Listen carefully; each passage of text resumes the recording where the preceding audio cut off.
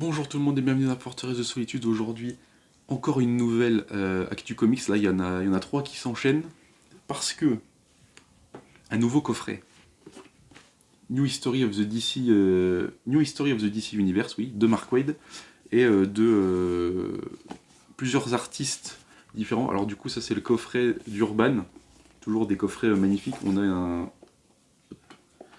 petit truc à l'intérieur, hop, qui s'enlève comme ça. J'avais mis. Oui. On a un petit truc en carton comme ça pour caler les numéros à l'intérieur. Je vais vous montrer. Ça, c'est le truc qu'on a à l'arrière qui est sous blister, voilà, qui nous dit voilà, vous avez les posters, le premier numéro machin.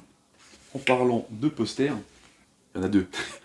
Il y en a deux et ils sont super grands. Oui, les deux combinés ensemble, ils sont super grands et ils sont de très bonne qualité, ils sont assez épais. Hop. Voilà. Voilà, les posters. Il y en a un, puis l'autre il fait la même taille. Et ils se suivent. Alors c'est ce qu'avait dit François Hercouet, c'est qu'ils ont été obligés de couper la fresque, parce que sinon ça aurait fait un poster de... je sais même pas s'il est à l'endroit. Si. Sinon ça ferait un poster de 4 mètres de haut. Donc voilà, donc je vous les montre de loin. Ils sont très cool, ils sont de bonne qualité aussi, je sais pas si ça se voit, mais le papier est assez épais quand même, c'est pas c'est pas de la gnognotte, c'est pas ce qu'aurait pu faire Panini par exemple, au hasard. Alors oui, j'ai pas acheté le coffret Wolverine, mais quand j'ai vu le truc par rapport à ce que fait Urban, je me suis rendu compte que Panini se foutait vachement de notre gueule quand même. Parce que là du coup on a toujours ce cartonnage vraiment épais, c'est du vrai carton, toujours de qualité, et toujours pour ça que j'achète, parce que c'est de qualité, et que on paye un prix qui nous est bien rendu par Urban. Du coup, on a ça qui cache. Sur le One End, je vous avais montré, on voyait les fascicules. Là, il y a ce truc-là qui est assez fin, qui est assez joli et qui cache le truc. On a ça, je vous montre vite fait le dessous. Et du coup, les numéros, les numéros, c'est comme The One End. C'est les souples avec le dos d'une couleur différente, avec derrière, hop, des petits trucs, on a le nombre de pages, etc.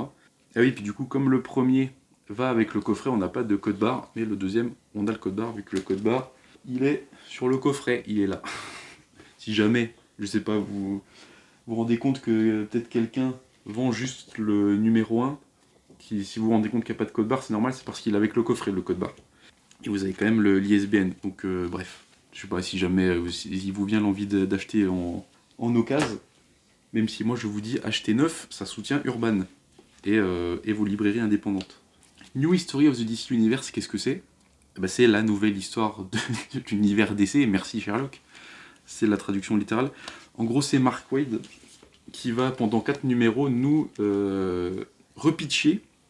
Par exemple, si vous êtes nouveau lecteur, peut-être que vous avez découvert cette chaîne, que vous êtes mis aux comics, ça, c'est parfait pour tout comprendre, pour avoir une grosse vision sur l'univers DC. Parce que du coup, dans ce numéro-là, j'ai commencé à lire. En fait, on nous explique la genèse du monde, tout simplement, et ça se finit sur la navette qui quitte Krypton, parce que Kal-El est envoyé sur Terre. Alors le deuxième, je ne l'ai pas lu, mais du coup, c'est de la fondation de la Ligue à la Grande Crise. Voilà. Donc ça, a priori, ça va être la fondation de la Ligue de Justice jusqu'à peut-être, Crisis on Infinite Earth. Hop. Et après, on aura l'époque moderne, enfin l'époque classique, je pense, entre 2000 jusqu'à peut-être Flashpoint, et après on aura de Flashpoint à maintenant, vu qu'il y a 4 numéros.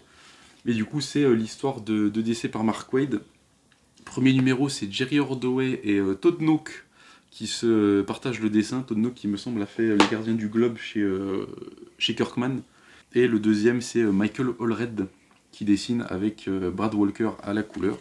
C'est très cool. Alors, les pages, c'est... Alors du coup, on a un petit préambule dans le... Enfin, petit préambule. On a une première page. On a un dessin magnifique aussi dans Wonder Woman de Dan Mora, là. Dans la première page, on nous explique que c'est Barry Allen. Oui, c'est Barry Allen qui nous fait la narration, puisqu'il a vécu toutes les grandes crises. Et du coup, il remet les points sur les i. Et en fait, vous allez avoir des pages complètes comme ça, avec des cases jaunes, avec Mark Waid qui va... Enfin, Mark Waid, du coup, Mark Waid par Barry Allen qui vous fait la chronologie d'essai. Là par exemple, ça c'est du Jerry Ordway, ça c'est du Todd Nauck. Todd Nauck qui fait beaucoup penser à du Adam Kubert, Andy Kubert plutôt. Dans le dessin, si vous avez lu Les Gardiens du Globe, vous voyez de quoi je veux parler. Mais voilà, vous avez tout ça, donc vous avez toute la... Chaque numéro raconte une partie de l'histoire, et du coup là vous voyez, hop, le Krypton qui explose et la navette qui part. On a des petits bonus aussi à la fin. Le deuxième numéro, je l'ai pas encore ouvert, mais c'est la... Ah oui, du coup Michael Allred, oui, c'est celui qui a dessiné Superman Space Age et Batman Dark Age. Donc là, il y a des... Hop, vous avez toujours les pleines pages avec les cartons jaunes qui vous expliquent. C'est très très cool. Hop, alors du coup, la crise majeure, je suppose, je vais vérifier, mais je suppose que, oui, voilà, c'est Crisis, avec l'anti-monitor, etc., etc. Des choses qui sont expliquées dans le tome 1, l'anti-monitor. Donc voilà, c'est très très cool, hein, c'est 6,90, un floppy de New History of the DC Universe. C'est du Mark Waid, c'est très très cool. Le coffret, forcément, il est super. D'ailleurs, je crois que par rapport à The One End, vous pouviez acheter le premier numéro sans le coffret. Là, c'est obligé de prendre le coffret avec le numéro 1. Donc je suppose que la demande a été assez grande pour valider un deuxième, pas un deuxième, un troisième ou un quatrième coffret, là, vu qu'il y a eu Silence, One End et il y a Exis Corpses, ça va être chiant à dire en vidéo ça, qui arrive en janvier aussi avec un premier coffret variante CSA.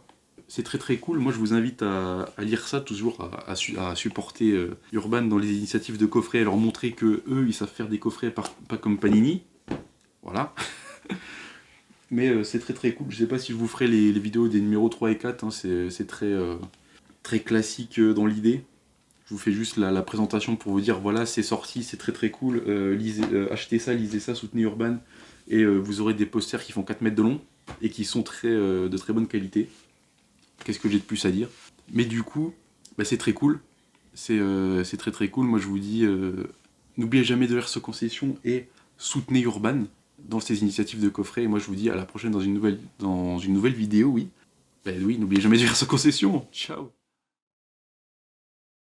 Déjà que le coffret One End... Hop. Bah oui, non. Il faut pas toucher le support, sinon le téléphone se casse la gueule.